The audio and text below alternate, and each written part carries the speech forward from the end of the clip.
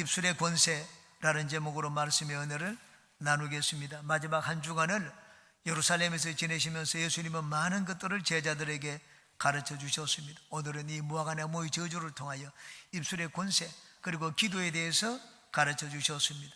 예수님이 월요일날 저주한 나무가 화요일날 아침에 가보니까 말라있는 것을 보았습니다. 이것을 보고 놀라서 말하는 베드로에게 예수님은 입술의 권세에 대해서 말씀을 해 주셨습니다. 그리고는 기도에 대해서도 말씀을 해 주셨습니다. 오늘은 예수님의 가르침을 통하여 우리의 기도가 응답받는 그런 비결을 같이 살펴보고 하나님의 은혜를 나누겠습니다. 세 가지를 말씀드리겠습니다. 첫째, 하나님을 믿어야 합니다. 한번 따라해 주시기 바랍니다. 하나님을 믿자. 하루 전에 저주하였던 무화과나무가 마른 것을 보고 베드로가 생각이 나서 예수님께 물었습니다. 랍비여 보소서, 저주하신 무화과나무가 말랐나이다. 그렇게 얘기를 했습니다. 이 말을 들은 예수님은 이렇게 답변을 해 주셨습니다. 22절입니다. 예수께서 그들에게 대답하여 이르시되 하나님을 믿어라. 입술의 권세 때문에 무슨 일이 일어난 것이 아닙니다.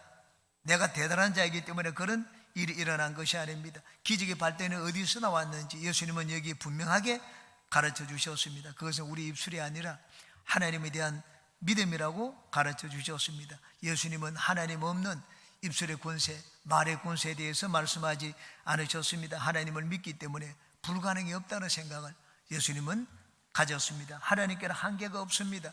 여러분, 하나님이 무하다라는 말의 의미가 무엇입니까? 하나님께는 한계가 없습니다. 하나님은 거리의 한계도 없고 시간의 한계도 없고 운명의 한계도 없습니다. 저는 최근에 깨달은 것이 하나 있습니다. 하나님은 우리에게 얼마든지 복을 주실 수 있다는 사실입니다. 오늘 무화과나무가 마른 것을 보고 놀라는 베드로를 향하여 예수님이 말씀을 하셨습니다. 하나님을 믿어라. 그렇게 말씀을 하셨습니다. 예수님은 주님의 일을 하시고 이 땅을 사실 때 하나님을 철저하게 믿고 신뢰했습니다. 간질병 들린 아이의 아버지가 예수님께 나와서 부탁을 했습니다. 당신의 제자들은 우리 아들의 병을 못 고칩니다. 당신이라도 뭔 좀 하실 수 있으면 뭔가 좀 해달라고 했습니다. 예수님이 그 간질병 들린 아이 아버지에게 말씀을 하셨습니다. 할 수 있거든이 무슨 말이냐? 하나님을 믿는데 하나님을 믿는 자에게 능히 하지 못할 일이 있겠느냐? 그렇게 말씀을 하셨습니다. 오병이의 기적을 행할 때도 마찬가지입니다. 내가 가진 것을 보고 주위의 상황을 둘러보고 제자들은 결론을 내렸습니다. 야, 이래서는 안 되겠다. 문제가 막 일어나고 무리가 폭도로 변하기 전에 이들을 흩어버리는 것이 낫겠다. 각자가 각자의 문제를 해결하도록 하자. 그렇게 예수님께 건의를 드렸습니다. 예수님은 제자들에게 말씀을 하셨습니다. 그럴 필요 없다. 너희들이 먹을 것을 주라. 제자들은 속으로 생각했을 것입니다. 아니, 우리가 가진 것이 어디 있는데 이 무리가 장정만 5,000명이 넘는다는 것을 이분이 도대체 아시는지 모르시는지, 상황을 올바로 판단하고 있는지 제자들은 그렇게 생각을 했습니다. 그런데 예수님이 그렇게 말씀을 하신 것은 하나님을 믿었기 때문입니다. 너희들이 먹을 것 가져오라고 했습니다. 먹을 것 가져왔습니다. 보리떡 5개, 물고기 2마리를 가져왔습니다. 예수님이 그것을 가지고 성경은 이렇게 기도를 했습니다. 마태복음 14장입니다. 무리를 명하여 잔디 위에 앉히시고 떡 5개와 물고기 2마리를 가지사 하늘을 우러러 축사하시고 떡을 떼어 제자들에게 주시며 제자들이 무리에게 주니 다 배불리 먹고 남은 조각을 12바구니에 차게 거두었으며 먹은 사람은 여자와 어린이 외에 5,000명이나 되었더라. 여기 중요한 구절, 중요한 표현이 있습니다. 하늘을 우러러라는 말입니다. 하늘을 바라보았습니다. 하나님을 바라보았다는 말입니다.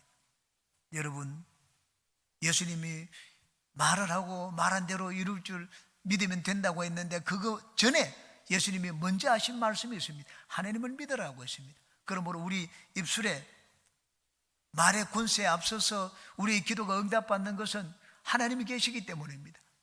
하나님을 믿는 것이 우리 기도 응답받는데 무엇보다도 앞서야 되고 무엇보다도 소중합니다.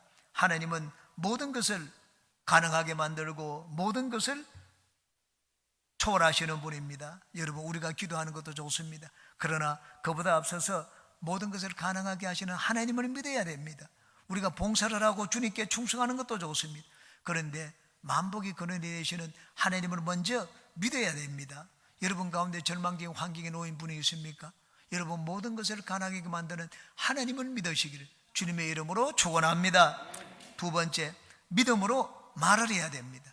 한번 따라 하시기 바랍니다. 믿음으로 말을 하자. 23절을 보시기 바랍니다.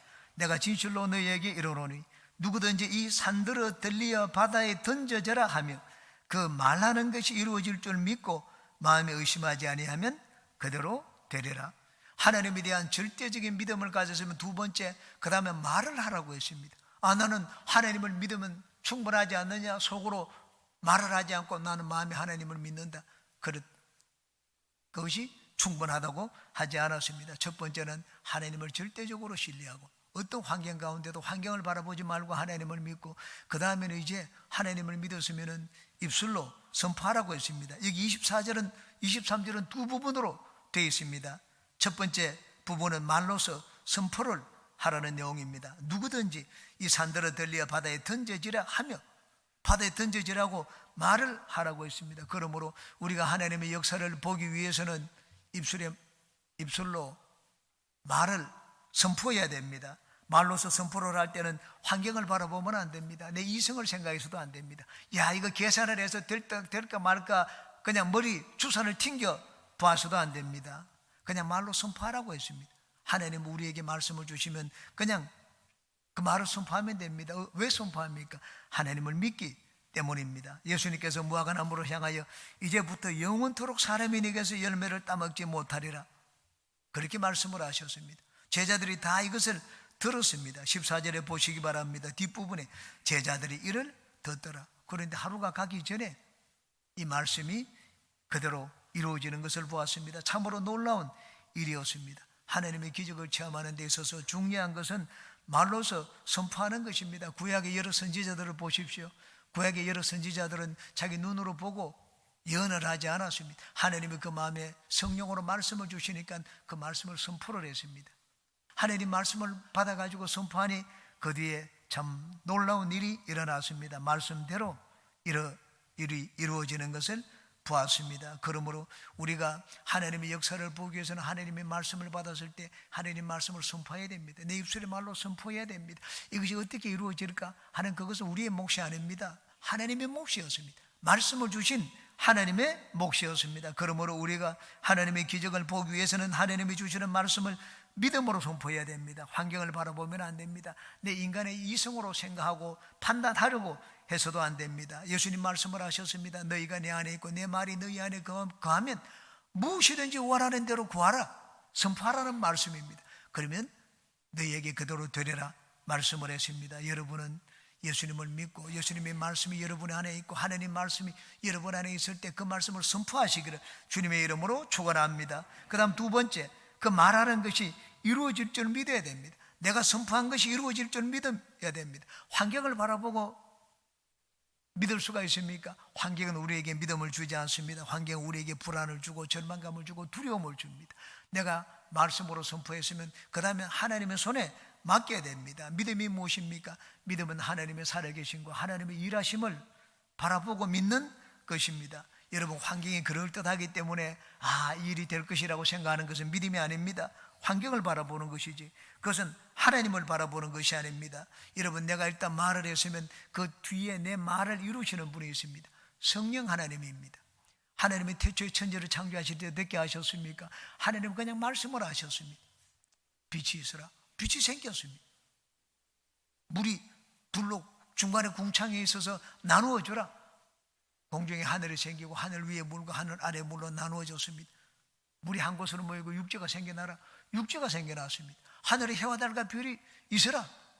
하나님 말씀을 하시니까 해와 달과 별이 생겼습니다. 하나님 말씀만 하셨는데 그 뒤 일을 이루는 그것은 누가 한 일입니까? 성령 하나님이 하신 일입니다. 시편에 이렇게 기록을 합니다. 주의 손가락으로 만드신 주의 하늘과 주께서 베풀어 두신 달과 별들은 내가 보니. 주님의 손가락이라고 했습니다. 여러분, 하나님의 손가락, 하나님의 손은 성령을 상징합니다. 마태복음 12장 28절에는 하나님의 성령으로 귀신이 쫓겨나면 하나님의 나라가 너에게 임하였다고 했습니다. 하나님의 성령으로 귀신이 쫓겨나면. 그 병행구절인 누가복음 11장에는 이렇게 기록해 놓았습니다. 그러나 내가 만일 하나님의 손을 힘입어 귀신을 쫓아낸다면 하나님의 나라가 이미 너희에게 임하였느니라. 여러분, 성령을 하나님의 손이라고 했습니다. 손가락으로 해와 달과 별들을 달아누었다고 했습니다. 하나님의 말씀을 하셨지 손가락으로 일을 하시지 않았습니다. 주의 손과 손가락은 성령을 상징합니다. 하나님이 말씀을 선포하면 그 뒤에 성령의 역사를 하십니다. 예수님은 말씀을 선포했습니다. 예수님의 사역 가운데 놀라운 일들을 일으킨 분이 과연 누구였습니까? 예수님 자신이 아니었습니다. 성령이었습니다.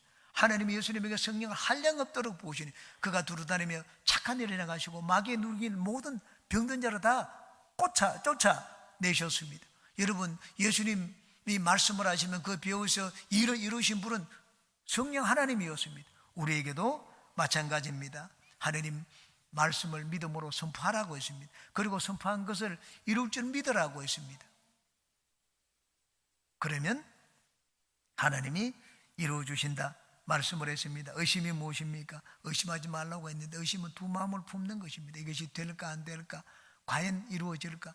과연이라는 그런 생각을 하면 믿음이 없는 것입니다. 하나님의 말씀을 선포하고 난 다음에 그 다음에는 이제 하나님께 맡게 됩니다. 하나님이 믿음이 무엇입니까? 하나님의 일하심을 믿는 것입니다. 안 보이는 하나님이 일을 하신다. 나를 위해서 일을 하시고 지금도 일을 하신다는 것을 믿는 것이 믿음입니다. 우리가 말로 선포했다고 해서 내 말에 대단한 능력이 있어서 무슨 일이 일어나는 것이 아닙니다. 내가 말을 했으면 그 뒤에 하나님이 이루실 것을 믿으라고 해서 의심하지 말라고 했습니다. 여러분, 내가 입술로 선포하면 그 입술에 선포한 그 말을 이루시는 분이 누굽니까? 내가 아닙니다. 말 자체 능력이 있다고 너무 많이 생각하지 마십시오. 우리가 말을 하면 그 뒤에 내 한 말을 이루시는 분이 있습니다. 우리가 하나님을 믿고 말을 선포하면 그 선포한 말을 이루시는 분이 성령 하나님이십니다. 그러므로 여러분은 하나님을 믿고 또 선포한 말에 성령 하나님이 이루실 것을 믿고 확신하는 모든 분들이 되시기를 주님의 이름으로 축원합니다. 세 번째입니다. 기도는 응답임을 믿어야 합니다. 또 한번 따라 하시기 바랍니다. 기도는 응답임을 믿자. 예수님은 이 입술의 선포와 믿음의 중요성을 말씀하신 뒤 이제 기도의 능력에 대하여 제자들에게 가르쳐 주셨습니다. 24절 보십시오. 그러므로 내가 너에게 말하노니 무엇이든지 기도하고 구하는 것은 받은 줄로 믿으라. 그리하면 너에게 그대로 되리라. 기도하고 구하는 것은 받은 줄로 믿으라. 그냥 단순히 말을 했지만 이제는 기도로 예수님이 이 가르침을 더 발전시켜 나갔습니다. 하나님을 믿으라. 처음에는 하나님을 믿으라고 했습니다. 여러분, 우리가 하나님을 믿는 가장 뚜렷하고도 기본적인 행위가 무엇입니까? 하나님을 믿으면 기도하는 것입니다. 기도하지 않는 것은 하나님을 믿지 않는 것입니다. 기도는 무엇입니까? 기도는 하나님은 살아계신다는 것을 믿는 가장 기본적인 행위입니다. 기도하는 것은 하나님이 살아계신다는 것을 내가 믿는다 하는 증거입니다. 하나님을 믿고 입술의 말로서 요구하면 하나님이 들으시고 그 일이 이루어질 것이라고 말씀을 했습니다. 그러므로 내가 기도는 곧 하나님이 들으시고 하나님이 들으시면 응답인 줄 알면은 이제는 기다릴 줄도 알아야 됩니다. 믿음이 무엇입니까? 믿음은 인내하고 기다리는 것입니다. 작년에 우리는 이 태백순복음교회 권성년 사모님을 모시고 직분자 세미나를 가졌습니다. 그때 사모님이 당신의 딸에 대한 간증을 얘기를 했습니다. 로스쿨에 들어가는데 로스쿨 시험에 떨어졌습니다. 시험에 떨어져 가지고 딸이 부모님에게 얘기를 했습니다. 아버지에게 얘기를, 내가 한 번만 더 1년만 더 공부를 할 테니까 학원에 다닐 비용을 좀 대달라고 했습니다. 등록 학원에 다니는데 등록비가 100만 원이고 그 생활비가 100만 원입니다. 1년 동안 또 200만 원씩 매달 보내야 됩니다. 생활도 쉽지 않은데 보내는 것이 참 여의치 않습니다. 그래서 아버지가 기도했습니다. 아버지가 기도하니까 하나님이 응답을 해주셨던 모양입니다. 딸은 계속 가서 빨리 등록해야 된다고 얘기하는데 아버지는 계속 얘기를 했습니다. 여러분, 오대성 목사님 아시잖아요. 느릿느릿한 목사님, 좀 더 기다려봐. 그 다음날 되어서 또 아버지에게 얘기를 했습니다. 어머니는 빠르지만은 사모님은 좀 빠릿빠릿하지만 목사님은 그렇지 않습니다. 다음날 얘기했더니 좀 더 기다려봐. 일주일 동안 계속 얘기했더니 좀 더 기다려봐. 그래서 더 이상 기다리지 못하고 딸이 가서 먼저 등록을 했습니다. 그런데 등록한 다음 날 학교에서 연락이 왔습니다. 추가로 합격되었다는 연락이 왔습니다. 여러분, 오대수 목사님이 왜 좀 더 기다려봐 그렇게 말씀을 하셨겠습니까? 하나님의 응답을 받았기 때문입니다. 하나님이 마음에 주시는 하나님의 음성을 들었기 때문에 좀 더 기다려보라고 했습니다. 우리가 하나님의 응답을 믿는다면, 기도하고 하나님이 들으시고 응답하신다는 것을 믿는다면 기다릴 줄도 알아야 됩니다. 믿음은 다른 것이 아닙니다. 믿음은 인내하고 참고 기다리는 것입니다. 저는 하나님 앞에 기도해서 응답받은 체험이 많습니다. 여러분도 물론 많겠죠. 저는 많은 체험을 했습니다. 그런데 오늘 하면 막 금방 오늘 하나님이 들으시고 응답하는 그런 체험보다는 진짜 하나님이 오랫동안 저희 기도를 듣고 응답해 주신 그런 체험이 많이 있습니다. 저에게 훨씬 많이 남아 있습니다. 당장에서 기도했다가 들은 것, 물론 그런 것도 있죠. 그런데 그런 것은 오래 마음에 남지 않습니다. 그런데 하나님이 오랫동안 기도해 몇 년, 보통 몇 년입니다. 이 대륙을 바꿔가면서 기도한 걸 하나님이 들어주셨습니다. 신학교 들어갈 때는 저는 눈매가 무섭고 목소리가 저돌적이었기 때문에 항상 눈에 손을 얹고 목에 손을 얹고 기도했습니다. 하루 3시간 기도하는데 1시간은 눈에 손을 얹고 목에 손을 얹고 기도했습니다. 3년을 그렇게 1시간을 외모를 위해서 기도했습니다.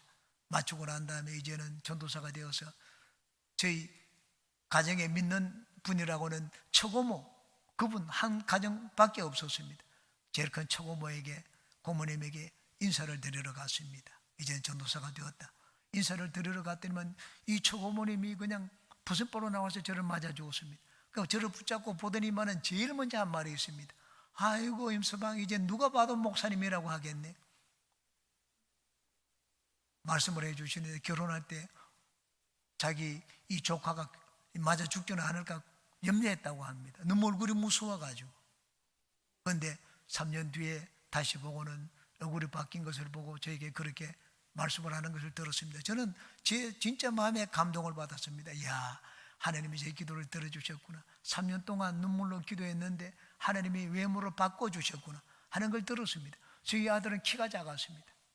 초등학교 때부터 항상 1번이었습니다. 제일 작았습니다. 외국에 가니까는 카나다에 갔는데 애 취급을 하지 않았습니다. 놀림을 받아가지고 4학년에 들어갔는데 1학년 애보다 더 작았습니다. 놀림을 받아가지고 집에 와서 울기가 한두 번이 아니었습니다. 저는 저희 아들이 키가 크도록 저 집에서 가정예배를 눈물로 많이 들었습니다. 한국에 있을 때부터. 카나다에 가서 그 이야기를 듣자 더 간절히 기도했습니다. 미국에 갔더니 막 고등학교 들어가서 키가 자라기 시작을 했습니다.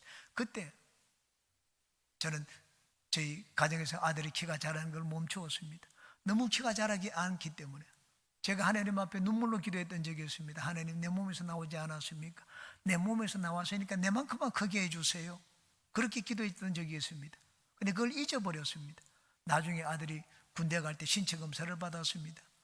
173.5라고 했습니다. 제가 군대 갈 때 받은 신체 검사 그 수치였습니다. 내 몸에서 나왔기 때문에 내만큼만 크게 해달라고 했는데 참 내가 한 그 기도를 하나님이 듣고 응답을 주셨습니다. 여러분, 저는 기도할 때 눈물을 많이 흘렸습니다. 왜냐하면 눈물을 흘린 것은 즉시 응답이 없었기 때문입니다.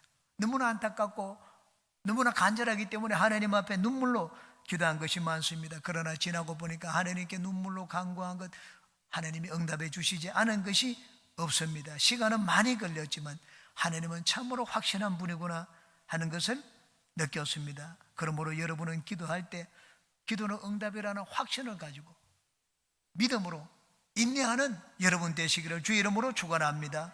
마지막으로 우리의 기도가 응답받기 위해서는 하나님과 좋은 관계를 가져야 합니다. 마지막 25절을 한번 보시기 바랍니다. 서서 기도할 때 아무에게나 혐의가 있거든 용서하라. 그리하여야 하늘에 계신 너희 아버지께서도 너희 허물을 사하여 주시리라 하시니라. 여러분, 관계는 참으로 중요합니다. 이 서로 간의 관계가 좋아야지 소통이 잘 됩니다. 관계가 좋지 않으면 말도 잘 섞지 않고 가까이 교제하지도 않게 됩니다. 우리가 하나님과의 관계도 마찬가지입니다. 우리가 하나님의 사랑을 받고 하나님의 은혜를 입기 위해서는 하나님과의 관계가 좋아야 됩니다. 하나님과 관계가 가까워야 됩니다. 그런데 우리가 사람들과 이 관계가 좋지 않으면 하나님과 우리와의 관계도 좋지 않을 것이라고 했습니다. 사람들과 좋은 관계를 맺어라. 그러면 하나님도 우리에게 다가와서 우리를 가깝게 여길 것이라고 말씀을 했습니다. 우리가 하나님과 가까운 관계를 갖게 되면 하나님은 나에게 다가오십니다. 나를 사랑하시고 서로 내밀어 그냥 안아주시고, 그리고 하나님의 사랑과 은혜의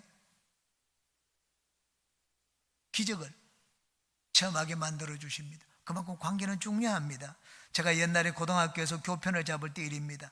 학부형 중에 한 분, 한의사인 분이 있었습니다. 그분이 오라고 해서 한번 가봤습니다. 오라고 해서 가봤더니 저한테 약을 지어주지 않았습니다.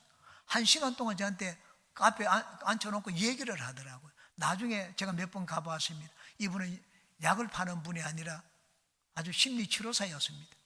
사람의 생각과 마음을 고치는 분이었습니다. 이 육체 질병을 고치는 약을 지어주는 분이 아니라 이분이 진짜 이 자기가 하고 싶은 것이 있었는데 사람을 보면 그 사람의 생각을 바꾸어주고 마음을 고치기를 아주 좋아하는 분이었습니다. 나중에 제가 미국 갔다가 유학 갔다가 와보니까 예도 선부원교회 교인이 되어 있는 것을 봤습니다. 한 번에 찾아갔을 때 이분이 한 교회 집사님의 이야기를 저한테 해줬던 기억이 납니다. 이분은, 이 집사님은 시어머니를 모시는 며느리였습니다.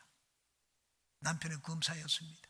집안이 아주 좋은 집안이었습니다. 그런데 심장병이 생겼습니다. 잠을 자지 못할 정도로 심장이 울렁거리고, 그래서 이 한의사분이 그 여집사와 얘기를 하다가 교회 다닌다는 것을 알게 되었습니다. 그리고는 처방을 내려주었습니다.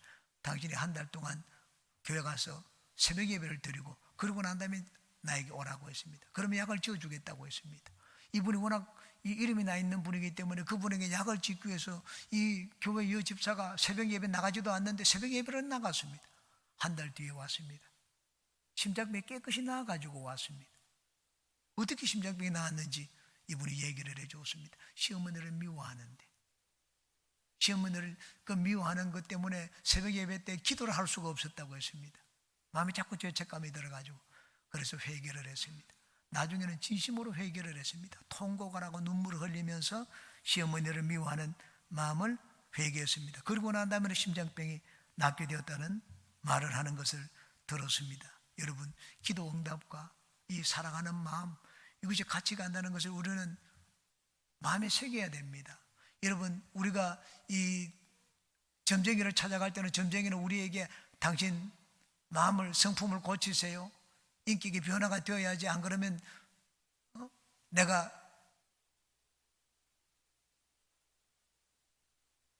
복을 빌어주지 않겠습니다, 이런 말을 하지 않습니다. 복처를 많이 내면 말수는 많이 낼수록 더 복을 많이 빌어줍니다. 점쟁이가 갈 때는 인격의 변화가 필요 없습니다. 그러나 기독교는 그렇지 않습니다. 하나님은 우리가 세상적인 복을 받는 것보다 더 우리에게 원하고 요구하는 것이 있습니다. 그것은 인격의 변화입니다.